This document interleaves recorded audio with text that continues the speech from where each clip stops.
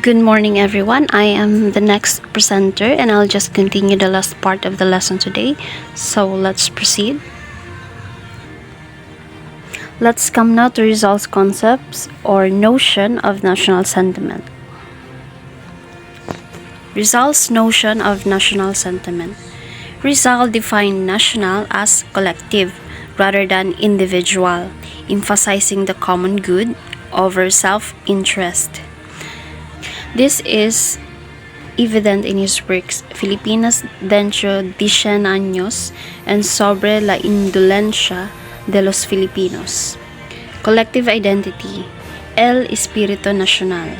He described a spirit of soul of the people, representing a shared sense of solidarity born from experiencing common misfortune and oppression.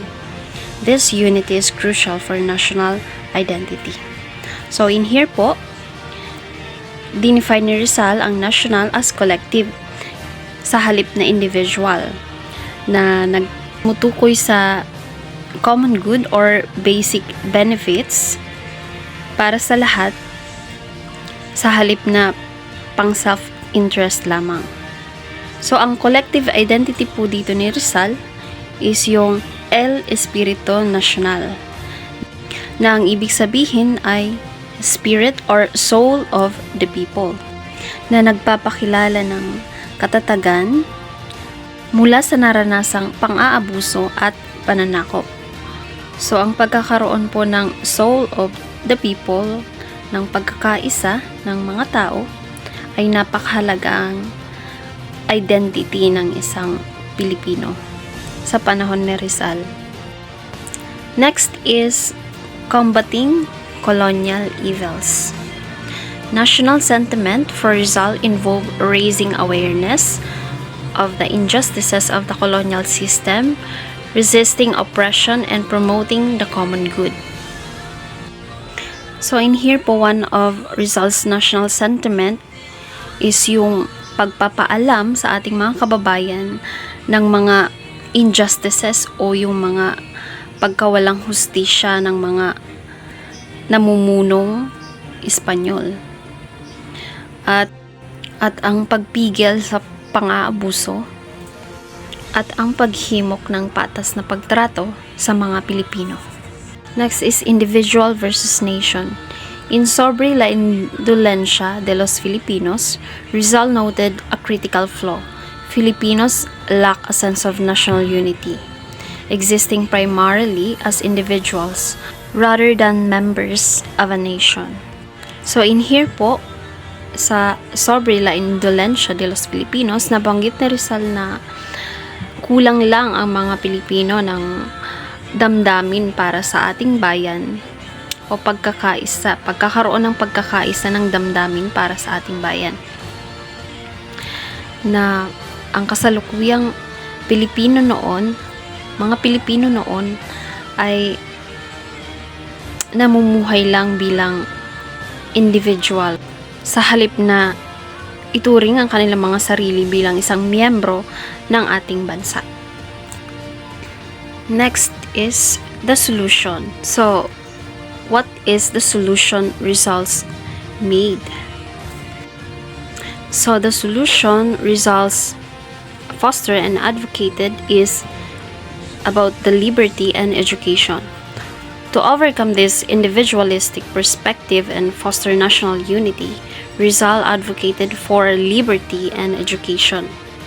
These are the tools to cultivate the necessary soul of a nation.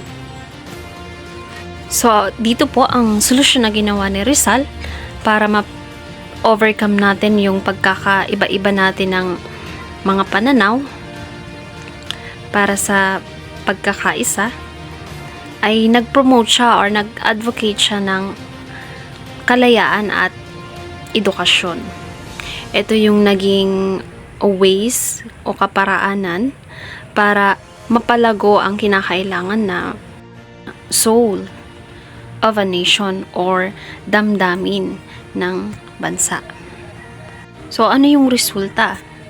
A nation with soul, possessing this soul, would exhibit solidarity, dignity, and a commitment to justice, making it resilient against tyranny. Ang ibig sabihin po, kung meron kang soul as a Filipino citizen, magagawa mo ng tumindig o ipaglaban ang iyong sarili mula sa mga mananakop o mapang-abuso. So here are the other national sentiment of Rizal. We also have anti-colonial sentiment. This section discusses how Rizal's writings, specifically his novels Noli Me Tangere and El Filibusterismo, exposed the injustices of Spanish colonial rule in the Philippines. His works fueled resistance and fostered a sense of national identity among Filipinos, inspiring rebellion against oppression. So in here po, anti-colonial sentiment meaning rejection or resistance of colonial domination. So based on Rizal's writings in his novels Noli Me Tangere and El Filibusterismo, inilantad niya po dito ang mga pang-aabuso at kawalan ng hustisya ng mga Espanyol na namumuno sa Pilipinas. When we say anti-colonial sentiment, ito yung nagpapaalam sa mga kapwa natin o kadugo natin na galit sa mga mananakop na kasalukuyang namumuno sa ating mga bayan, sa ating bayan. Ito yung puso na naghahangad ng kalayaan at paninindigan o determinasyon.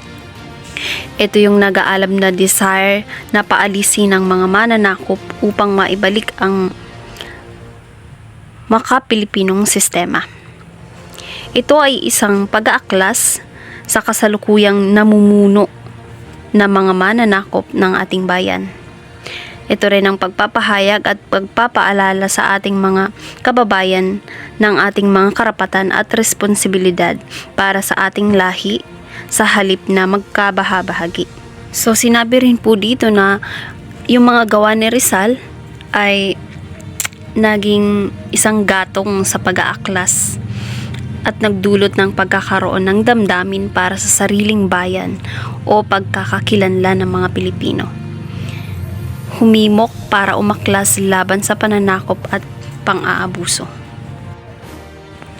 Next is political reform.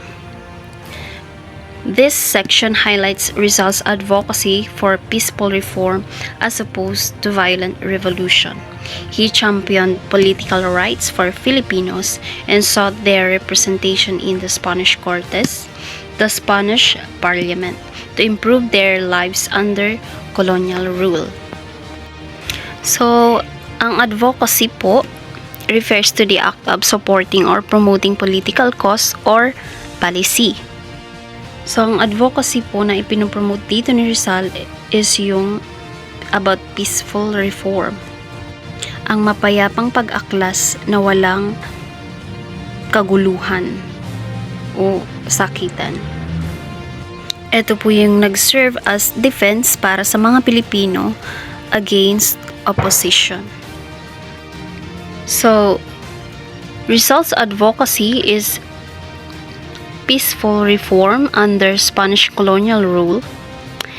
He believed in achieving change through education, reason, and dialogue rather than violent revolution. He also advocated for equal rights for Filipinos. It is the Filipino representation in the Spanish government and the replacement of corrupt Spanish friars with Filipino priests. At kalaunan po na ipanalo ni Rizal ang edukasyon bilang pangunahing source para maitaas o maipakilala ang husay ng mga Pilipino. Next is national sovereignty. He believed in the right of Filipinos to self-determination and sovereignty. Rizal envisioned a nation where Filipinos govern themselves free from foreign domination. So in here po, Rizal believed in Filipino national sovereignty na ipanalo niya ang karapatan ng mga Pilipino para sa sariling determinasyon at ang pangarapin ang bansang pinamumunuan ng mga Pilipino na hindi umaasa sa ibang lahi, malaya sa pananakop ng mga dayuhan.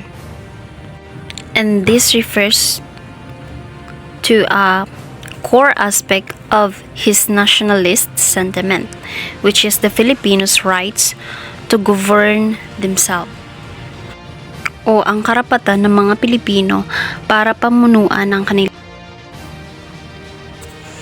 And the last one is civil nationalism o payapang nasyonalismo.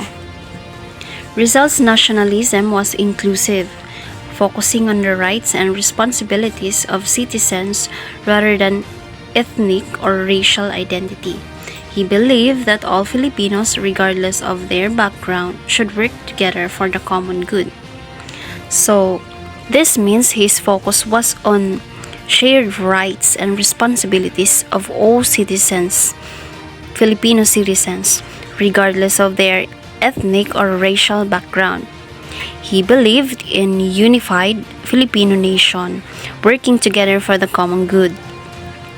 Like pag-aalis ng discrimination ayon sa pagkakaiba-iba ng mga tribo o lahi.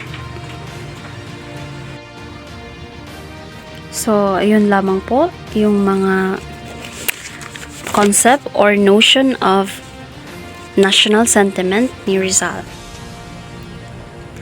So, let me share a new approach for nation building. So, this is just based on my own idea or suggestion as a new approach for nation building. So, the new approach I can offer in our current time aims to help children and youth to have gone astray, giving sufficient time to receive benefits, not only mental health benefits, but also spiritual and physical health benefits. They will undergo treatment and afterward they will be given opportunities to serve their own country so that the spread of rebels who are possibly paving the way for invaders can be suppressed. All Filipinos will be utilized, whether educated or not, whether a graduate or not, to be given opportunities so that the lives of Filipinos who have fallen into poverty will not be manipulated by others and will not be wasted in the hand of civilians. So, meaning po, ang new approach na I can suggest is yung sa panahon natin ngayon, ay mabigyan natin ng oportunidad o pagkakataon ang mga bata o ang mga kabataan na naliligaw ng landas. Katulad ng pagbibigay sa kanila ng sapat na benepisyo sa mental health nila, spiritual health, at physical health. Ito po yung dadaan sila sa treatment, and after the treatment is counseling, and then give them opportunities for the basic education and a free training to serve their own country para po maiwasan ang pagkakaroon ng maraming rebelde dito sa ating bayan o ang pagkalat ng mga rebellious citizen na posibleng maging daan para sa mga mananakop ng ating bayan. Sa kaparaanan pong ito ay wala nang masasayang na mga buhay ng mga Pilipino, kundi magiging productive na o kagamit-gamit ang mga buhay ng Pilipino. Hindi na sila madaling mamamanipula ng iba para sirain ang ating sariling bayan. So, yun ang nakikita kong new approach for our nation building sa ating kasalukuyang panahon ngayon. So, that's all for our lesson for today. Thank you for listening.